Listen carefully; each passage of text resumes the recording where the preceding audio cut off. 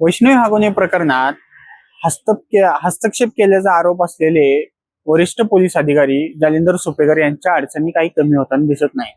जालिंदर सुपेकर यांनी काही दिवसांपूर्वी शस्त्र परवाना देताना अर्थात वैष्णवीचा पती शशांक हागवणे आणि सुशील हागवणे यांना शस्त्र परवाना देताना हस्तक्षेप केल्याचा आरोप करण्यात येत होता.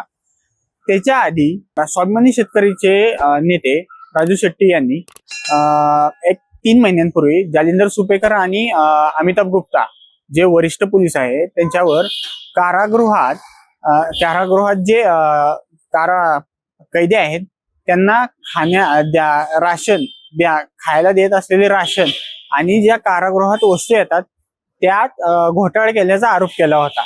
यामुळे जालिंदर सुपेकर आणि अमिताभ गुप्ता यांच्यावर आरोप झाले होते.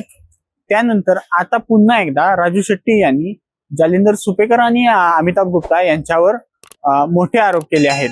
हे आरोप म्हणजे काय तर दिवाळीत जो कैद्यांना फराळ देण्यात येतो त्या फराळात 5 कोटीचा भ्रष्टाचार केल्याचा आरोप राजू शेट्टी यांनी केला आहे. नेमकं हे प्रकरण काय आपण जाणून घेऊया. दिवाळीत कैद्यांना फराळ देण्यात येतो.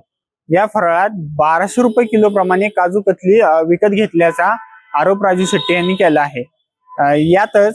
तसेच हे जी काजू कतली घेण्यात आली ते दाखवले मोठ्या ब्रँडची पण ती लोकल मार्केट मधून खरेदी केल्याचं दावा राजू शेट्टी यांनी केला आहे. तसेच यामध्ये जी जी किमतीत तफावत आहे ती 40 ते 60% आहे असंही राजू शेट्टी यांनी म्हटलं आहे. एकूण 5 कोटी रुपयांची ही फराळ खरेदी करण्यात आली. त्यामध्ये ते खरेदी करण्यासाठी कोणतीही निविदा प्रक्रिया राबवण्यात आली नाही असा देखील आरोप करण्यात राजू शेट्टींनी केला आहे. नेमकं जे तफावत आहे ती कशी होती आपण जाणून घेणार आहोत.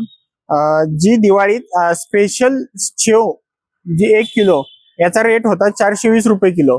जो पोहा चिवडा होता त्याचा 1 किलोचा रेट होता 420 रुपये किलो. तसेच डिंक लाडू 1 किलो याचा रेट होता 570 रुपये किलो. चिकली होती 1 किलो त्याचा रेट होता 570 रुपये किलो. तसेच शंकरपाळी 420 रुपये किलोनी खरेदी करण्यात आली. दुसरा म्हणजे मैसूर पाक 1 किलो साठी 590 रुपये मोजले. ज्या रवा पेढा होता त्यासाठी 600 रुपये किलो साठी मोजले होते.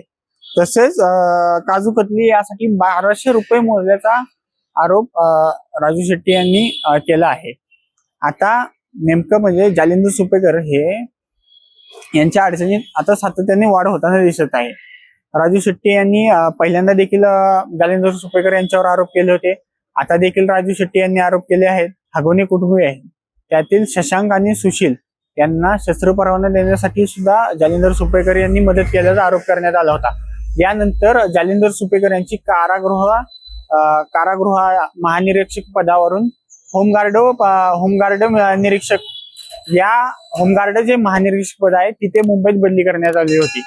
त्यामुळे आता राजू शेट्टी यांनी केलेल्या आरोपानंतर जालिंदर सुपेकर यांच्यावर सरकार कोणती कारवाई करतं हे पाहणं महत्वाचं असणार आहे. अक्षय साबळे, आपलं महानगर, पुणे.